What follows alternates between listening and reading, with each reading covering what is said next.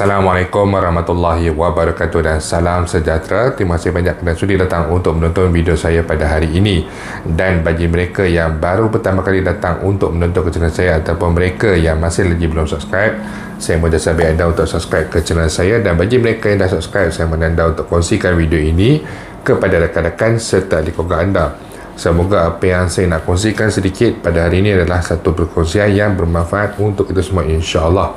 Okey, jadi video hari ini adalah berkenaan dengan pengeluaran khas KWSP, yang mana saya masih lagi dihujani dengan dua soalan favorite berkenaan dengan pengeluaran khas KWSP sebanyak RM10,000 ini.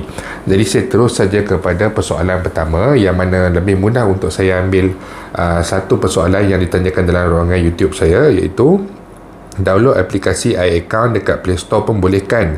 Hari itu pergi pejabat KWSP buat iAccount, ambil password sementara, lepas tu dia orang suruh download dekat iAccount kat Play Store, lepas tu masukkan kata laluan yang KWSP bagi, lepas tu masukkan kata laluan yang baru. Okey, ini adalah salah satu respon berkenaan dengan untuk permohonan ataupun pengeluaran khas bagi jumlah 10,000 yang telah pun diluluskan baru-baru ini.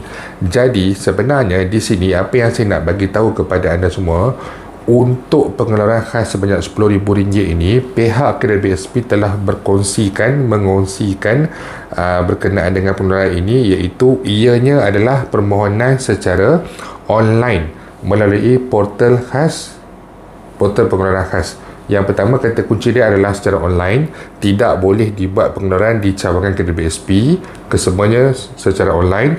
Dan yang kedua adalah portal pengeluaran khas. Maksudnya di sini, apabila dinyatakan portal pengeluaran khas, ianya tidak boleh dibuat pengeluaran melalui iAccount, sama ada iAccount yang kita download di Google Play Store, di Apple App Store, ataupun iAccount yang kita masuk dalam laman web melalui Google Chrome, Internet Explorer, Mozilla Firefox ataupun sebagainya. Permohonan ini ada satu saja laman web yang akan dibuka pada 1 April nanti. Melalui laman web itu sahaja, tidak ada kaedah-kaedah lain yang boleh digunakan. Tujuan makluman bagi iAccount ni adalah untuk pencarum seperti saya, untuk kita memantau berapa baki di dalam akaun kita, berapa baki dalam akaun 1 dan juga akaun 2 kita, supaya kita tahu berapa jumlah yang kita layak untuk keluarkan. Jangan pada waktu permohonan nanti, kenapa kita tak boleh, contoh kalau ikut pengeluaran air sinar ataupun air citra yang lepas, kita kena tarik. Jadi kita tarik tak sampai RM10,000. Kenapa tak boleh keluarkan RM10,000 sebagai contoh? Kenapa boleh keluarkan RM7,000 ataupun RM6,000 sahaja? Kerana baki kita secara total dalam akaun 1 dicampur dengan akaun 2 hanya berada pada jumlah yang berkenaan saja, tidak mencukupi RM10,000. Itu salah satu sebab kenapa kita perlu ada iAccount. Sebab yang kedua kenapa kita perlu ada iAccount adalah untuk memastikan apabila pembayaran sudah pun dilakukan, kita boleh membuat semakan. Seperti yang kita sedia maklum, kalau kita nak mengharapkan pemberitahuan melalui SMS, kadang-kadang agak lambat, kadang-kadang tak dapat langsung. Pengalaman daripada pengeluaran air lestari sampailah kepada air citra, ada masa dapat, ada masa tak dapat SMS ini. Jadi kita tak boleh nak harapkan kepada SMS, supaya kita boleh tahu bahawa pembayaran telah pun dilakukan pada 20 April 2022 sebagai contoh. Kemudian juga pentingnya untuk ada iAccount ini, kerana seperti kes-kes yang lepas, ada juga yang pihak KWSP sudah pun membuat arahan pembayaran. Pihak bank telah pun membuat pembayaran, namun selepas beberapa hari, 4 hari, 5 hari, si penerima ini tidak menerima bayaran tersebut di dalam akaun bank beliau. Jadi berlaku pertikaian dan sebagainya. Kerana salah satu sebabnya, apabila berlaku pertikaian, pencarum ini mempertikaikan pihak KWSP. Tetapi jika kita mempunyai iAccount, apabila di dalam iAccount kita di bahagian pengeluaran itu nanti kita bertengok arahan pembayaran sudah pun dikeluarkan pada tarikh 20 April 2022 sebagai contoh, maksudnya pembayaran hanya akan berlaku dalam tempoh 1 hari sahaja, melainkan pada hari Sabtu dan juga hari Ahad, hari bekerja yang berikutnya barulah pembayaran akan masuk. Jadi kalau kata 4 hari 5 hari pembayaran tak masuk, kita boleh semak dulu di dalam iAccount kita. Kalau kita semak tidak ada lagi pembayaran, jadi kita tak boleh nak salahkan KWSP ataupun sebagainya, kerana kita boleh pantau di situ. Itu antara tujuan-tujuan penting kenapa perlunya untuk ada iAccount ini. Tak kisahlah sama ada iAccount tu kita nak gunakan di dalam bentuk website ataupun untuk kita gunakan di dalam bentuk aplikasi melalui smartphone. Dan untuk aplikasi melalui smartphone, maaf video panjang sikit, walaupun ada ramai yang tak suka video panjang, saya terpaksa sebab saya suka menjelaskan sedemikian rupa. Kalau rasa kurang selesa, maafkan saya.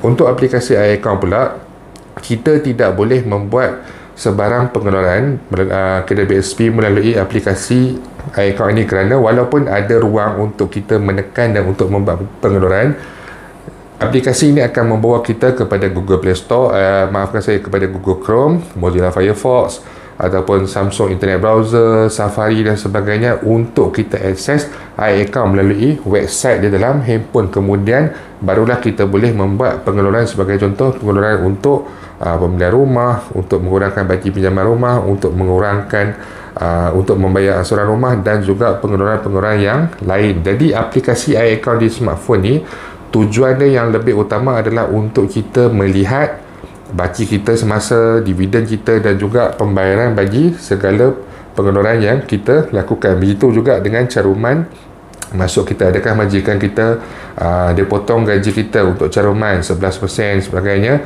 adakah dimasukkan di dalam kedai BSP kita. Jadi itu tujuan kegunaan iAccount. Okey, itu yang pertama. Soalan yang kedua adalah berkenaan dengan jumlah pengeluaran. Tadi saya dah sentuh sedikit di dalam soalan yang pertama. Jumlah pengeluaran ini saya dah nyatakan dalam satu video yang khusus, yang mana ianya bergantung kepada berapa baki yang kita ada. Secara mudahnya, dia adalah kombinasi daripada akaun 1 dan juga akaun 2. Gabungkan kedua-dua baki. Okey. Kemudian dia akan mendahulukan, pengeluaran khas ini akan mendahulukan penggunaan akaun 2. Jadi kalau kata akaun 2 kita ada RM2,100, RM2,100 itu akan dikeluarkan secara total, semua sekali. Baki akan tinggal kosong. Kemudian kita layak untuk membuat pengeluaran contohnya sehingga RM10,000, kerana kita mempunyai baki akaun 1 campur akaun 2 RM30,000. Jadi kita mempunyai baki sebanyak RM26,900 dalam akaun 1. Jadi baki tadi buat keluar RM2,100. Jadi baki RM7,900 akan ditarik daripada akaun 1. Okey, ingat, dia tidak ada sebarang masalah setakat ini kerana dia menggunakan kedua-dua akaun. Jika tak cukup di dalam akaun 2, dia akan menggunakan akaun 1. Cumanya kalaulah kata akaun 1 dan akaun 2 ni dicampurkan kedua-duanya, tidak sampai jumlah RM10,000 ataupun kurang daripada RM10,000, ialah tidak sampai jumlah RM10,000 lah. Contohnya sampai RM5,000 sahaja. Jadi kita perlu ingat, macam yang saya banyak kali nyatakan, sepatutnya kita perlu tinggalkan baki minimum sebanyak RM100 di dalam akaun 1. Jadi kalau kita campur dua-dua cuma ada RM5,000 sahaja. Jadi di sini bermaksud kita layak untuk membuat pengeluaran sebanyak RM4,900 secara one off payment. Tak boleh dapat RM10,000 kerana caruman kita hanya ada RM5,000 sahaja. Macam mana kita nak dapat sampai RM10,000? Nak tarik duit siapa? Sebagai contoh.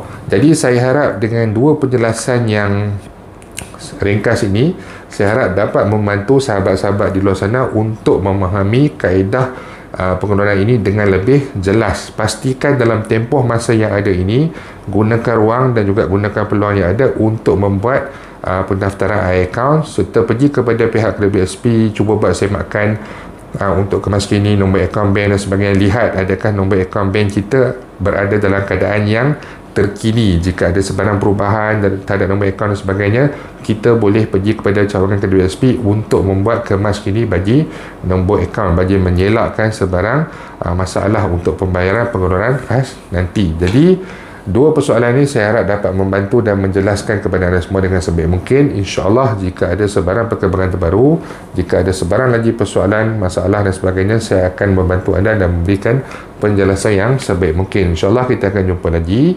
Jangan lupa untuk share, jangan lupa untuk subscribe. Assalamualaikum warahmatullahi wabarakatuh.